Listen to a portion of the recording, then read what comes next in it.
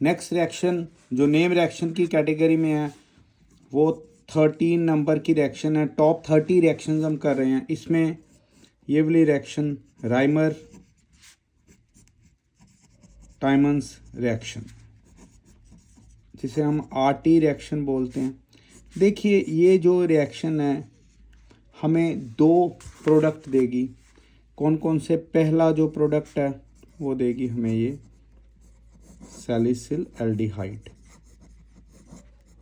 और जो दूसरा प्रोडक्ट वो बनेगा सैलिसिलिक एसिड। जो सैलिसिल एल्डिहाइड है उसका हम इधर स्ट्रक्चर देख लें। देखिए सैलिसिल एल्डिहाइड में हमारे पास ये आएगा। अब इसका आईयूपीएसी नेम जब इसको बनाएंगे हम प्रोडक्ट तो तब लिखेंगे। चलिए अब हम पहले इससे राइमर टाइमर रिएक्शन से क्या बनाएंगे? Salicyl aldehyde. तो रिएक्शन शुरू करते हैं। सबसे पहले आपने लेना फिनोल, और फिनोल में डालिए आप क्लोरोफॉर्म। क्लोरोफॉर्म डालना है हमने फिनोल में in the presence of 2 moles of sodium hydroxide. तो ये सारी रिएक्शन जो राइमर टाइमर रिएक्शन है ये इसी टेम्परेचर पे होगी 340 केल्विन पे। रिएक्शन कैसे प्रोसीड करेगी वो हम आज सीखेंगे। देखिए इसमें ये जो फिनोल है और ये क्लोरोफॉर्म, ये कुछ इस तरह से जो रिएक्शन देंगे। अब देखिए यहाँ पे 2 मोल्स ऑफ NaOH, 2 मोल्स में देखिए ये HONA एक मॉलिक्यूल और HONA ये दूसरा मॉलिक्यूल। तो किस तरह से हमने रिएक्शन देखनी है, यहाँ से ये वाटर बाहर जाएगा और ये वाला बॉन्ड टूट के यहाँ पे अटैक करेगा CH। जब ये CHCl2 इधर अटैक करेगा, यहाँ से निकलेगा हाइड्रोजन। तो ये वाटर बाहर जाएगा और इधर से वाटर बाहर जाएगा, तो क्या बनेगा? देखिए इसमें ये बन जाएगा हमारे पास CHCl2, और जो साइड प्रोडक्ट्स हैं उनको अभी हमने बॉदर नहीं करना। अब जितने ये हमारे पास Cl2 लगे हुए हैं उतने ही आप क्या करिए, इसमें मोल्स डालिए सोडियम हाइड्रोक्साइड के।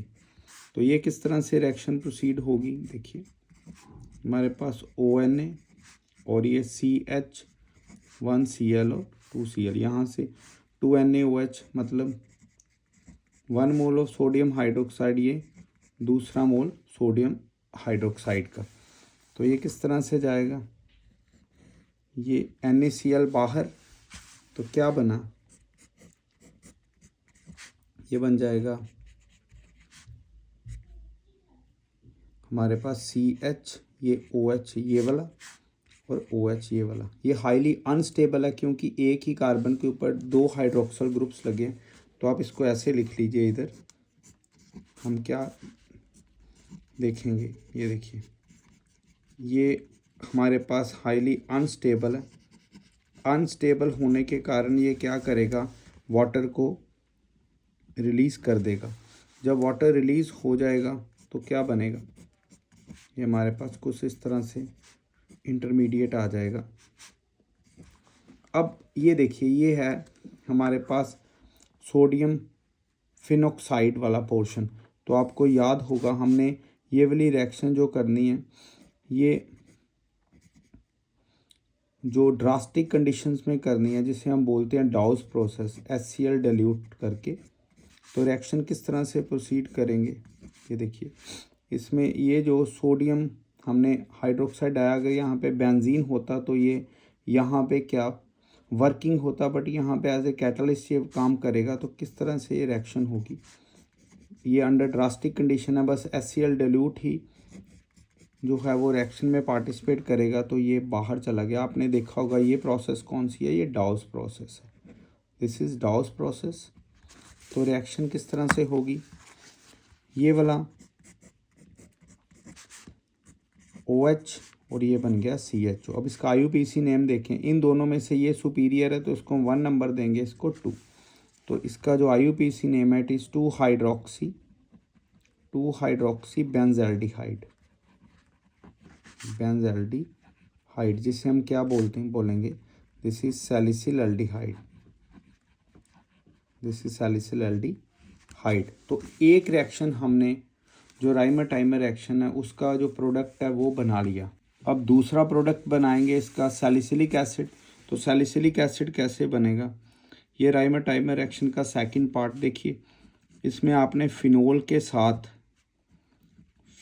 साथ लेना है CCl4, आपने पायरीन लेनी है। फिनोल के साथ क्या लेनी, pyrene with 2 moles of sodium hydroxide.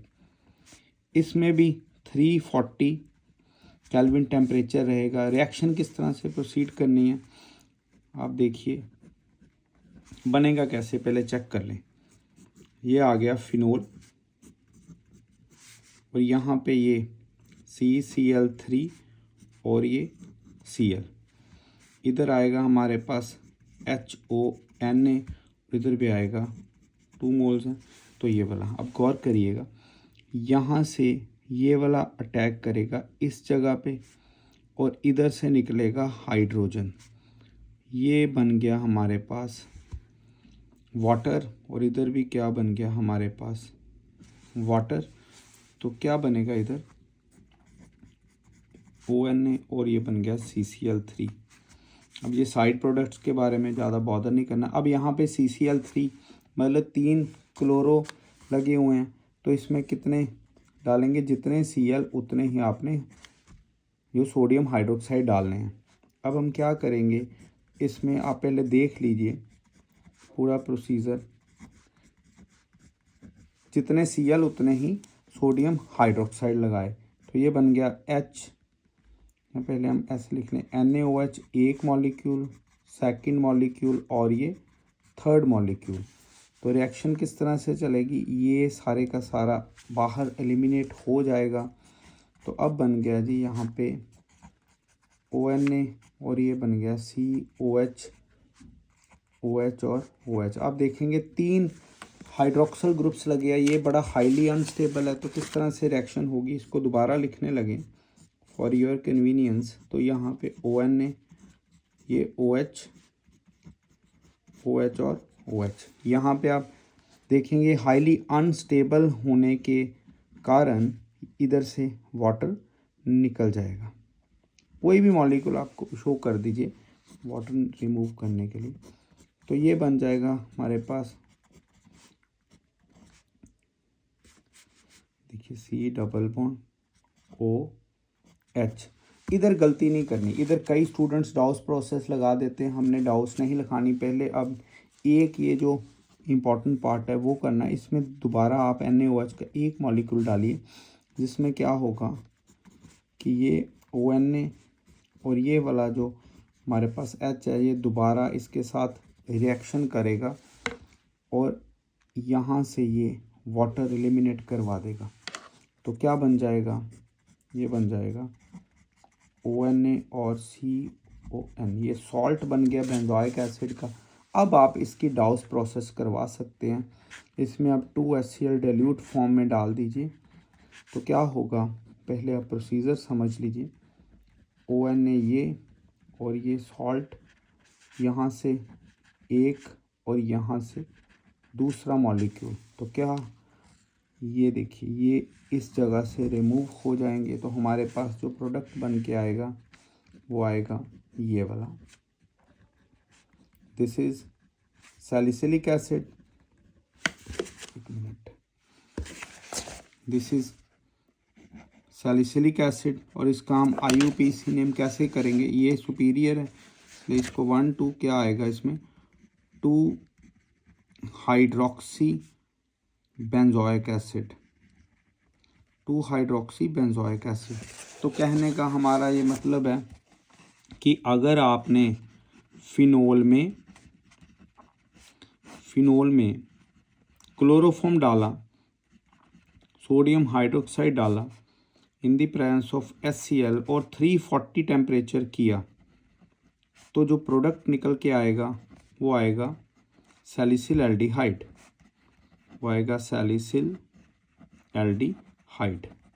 और अगर आपने बच्चों फिनोल में आपने कार्बन टेट्राक्लोराइड 340 केल्विन पे डाला in the presence of sodium hydroxide और HCl, तो जो हमारे पास प्रोडक्ट निकल के आएगा वो आएगा सैलिसिलिक एसिड। तो इस तरह से जो रोल प्ले किया हुआ है वो ज़्यादा रोल प्ले एक किया हुआ है क्लोरोफॉर्म ने, दूसरा रोल प्ले किया हुआ है कार्बन टेट्राक्लोराइड ने। दिस इज क्लोरोफॉर्म और दिस इज कार्बन टेट्राक्लोराइड। तो इस तरह से ये राइमर टाइमर रिएक्शन भी हमने कर ली है। आज राइमर टाइमर रिएक्शन भी हो गई। अब हम करेंगे 14 नंबर की रिएक्शन। तो 14 नंबर की रिएक्शन है वो है जी हमारे पास कौन सी, मैंडिस रिडक्शन।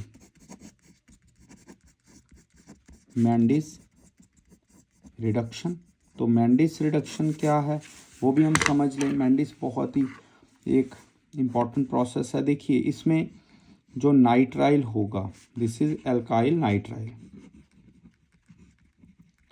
नाइट्राइल, इसमें अगर आप 4 मोल्स ऑफ एटॉमिक हाइड्रोजन या हम कह सकते हैं 2 मोल्स ऑफ मॉलिक्यूलर हाइड्रोजन डालें। ये कैसे देखिए पहले आप समझ लीजिए, आपने 10th क्लास में एक रिएक्शन पढ़ी है कि हमने जब सोडियम मेटल को इथेनॉल में डाला तो एक कलरलेस गैस आई बाहर, जो कि अगर हम उसके पास फायर लेके जाएंगे तो वो क्या करेगी, पॉप साउंड करेगी, पॉपिंग साउंड। तो ये कौन सी गैस है, हाइड्रोजन। तो यही तो करना है, ये देखिए हमने इस प्रोसेस में यही तो करना है। हमने सोडियम को इथेनॉल में डालना है और ये निकलेगा हाइड्रोजन, सिंपल सी बात। अब क्या करना है जी, देखिए RC ट्रिपल बॉन्ड N, यहाँ से 2 हाइड्रोजन और 2 hydrogen, this is reduction. Reduction is the addition of hydrogen. Organic chemistry में हम क्या कहते हैं, addition of hydrogen around unsaturation, मतलब डबल और ट्रिपल बॉन्ड के अराउंड अगर हम हाइड्रोजन डालें तो वो रिडक्शन होगी। इट मीन ये इस कार्बन की जाएगी, ये नाइट्रोजन की तरफ जाएगी, तो क्या बन जाएगा, ये बन जाएगा CH2 और NH2। तो ये बन गया हमारे पास अमीन। तो अगर आपने अल्काइल नाइट्राइल से अमाइन में कन्वर्जन करनी है तो ये मैंडिस रिडक्शन बहुत ही ब्यूटीफुल रिएक्शन है, बड़ी ही अच्छी रिएक्शन है। ये आ गया जी, मैंडिस रिडक्शन भी हमने कर ली। अब आपको पता है बड़ा ही इम्पॉर्टेंट और बड़ा famous rule, Markovnikov's rule 15th, Markovnikov's rule. Spelling ठीक करने हैं, प्रोनाउंसिएशन ठीक करनी है, मार्कोनी नहीं बोलना, मार्कोवनी-कॉव्स ये है। मार्कोवनी-कॉव्स रूल में सबसे पहले आपने याद रखना है, ये अनसिमेट्रिकल एल्कीन में होगा। अनसिमेट्रिकल एल्कीन ये इम्पॉर्टेंट है, इसके लिए अनसिमेट्रिकल एल्कीन होना चाहिए। तो मैं इधर अनसिमेट्रिकल एल्कीन की ही सिंपल सी रिएक्शन आपको बता रहा हूँ, क्योंकि हम सिर्फ नेम रिएक्शंस कर रहे हैं कि अगर एग्ज़ाम में आपको नेम रिएक्शन पूछी जाए तो आप सिंपलेस्ट फॉर्म में आंसर करें। तो ये आ गया प्रोपीन। अब इसमें आप एडेनम डाल दीजिए, एडेनम मतलब ये हैलोजन एसिड है, दिस इज़ हैलोजन एसिड। तो हैलोजन एसिड किस तरह से वर्क करेगा ये हम देखें। पहली तो बात आपने याद रखनी है, ये एक electrophilic, this is an electrophilic addition reaction. ये इलेक्ट्रोफिलिक एडिशन रिएक्शन है। अब इलेक्ट्रोफाइल क्या है, ये सारा कुछ तो मैकेनिज्म में होगा, हम पहले देखें कि ये कहता क्या है। मार्कोनी कहता है कि अगर हमारे पास अनसिमेट्रिकल एल्कीन होगा तो हैलोजन एटम का नेगेटिव पार्ट जाएगा उस डबल बॉन्ड वाले कार्बन की तरफ, जिसमें हाइड्रोजन कम लगे हैं, और पॉजिटिव उसके पीछे पीछे दूसरे कार्बन के साथ डबल बॉन्ड के साथ। तो क्या आ जाएगा, हम क्या लिख सकते हैं इसमें, negative part of halogen acid will attack that carbon of double bond, double bond का वो वाला carbon having lesser numbers of हमारे पास hydrogen, lesser numbers of hydrogen atom. आप ऐसे भी देख सकते हो, देखिए नेगेटिव, आप ये याद रखिए, नत्थु लाल हलवाई, ये आप याद रखिए। इसका क्या मतलब, नत्थु का मतलब है नेगेटिव, लाल मतलब लो, हलवाई मतलब हाइड्रोजन। तो कहाँ जाएगा जी, जो नेगेटिव पार्ट है वो किसकी तरफ जाएगा, लोअर हाइड्रोजन हो जिसके पास। तो सिंपल सी बात, क्या बन जाएगा, ये बन जाएगा CH3, CHCl इधर, ये बन गया CH3। तो यहाँ पे आ गया जी हमारा 2 क्लोरोप्रोपेन। तो ये मार्कोनी-कॉप्स रूल है। ऑल्दो हम इसका यहाँ पे मैकेनिज्म डिस्कस नहीं करेंगे, मैं बस आपको ये बता दूंगा कि इसमें जो इलेक्ट्रोफाइल एक्ट करेगा वो कौन करेगा, जो इलेक्ट्रोफाइल होगा वो होगा जी H पॉजिटिव। ये H पॉजिटिव होगा इलेक्ट्रोफाइल, आपने याद रखना है इस रिएक्शन में, मार्कोनी-कॉप्स रूल में इलेक्ट्रोफाइल। अगर आपने इसमें और कोई क्वेश्चन करना है हम देख सकते हैं। देखिए कई बार क्या होगा, आपके पास ऐसा क्वेश्चन आ जाए, ये तो पहले तो आपने ये चीज़ देखनी है कि हाइड्रोजन सेम है, यस, और इनका साइड जरूर देखिए, ये साइड्स भी सेम है, इट मीन ये तो सिमेट्रिकल है। तो ये हमारे पास सिमेट्रिकल अल्कीन है, तो इसमें कहीं पे भी अटैक हो सकता है। मैं आपको एक सुपर रिएक्शन बताने लगा हूँ, देखिए क्या है ये सुपर रिएक्शन, अगर आप इस पर गौर करें, हम सुपर रिएक्शन में गौर करेंगे। ये तो सारा मैंने कर लिया होगा, 1 मिनट, मैं आपको इधर एक सुपर रिएक्शन बताने लगा हूँ।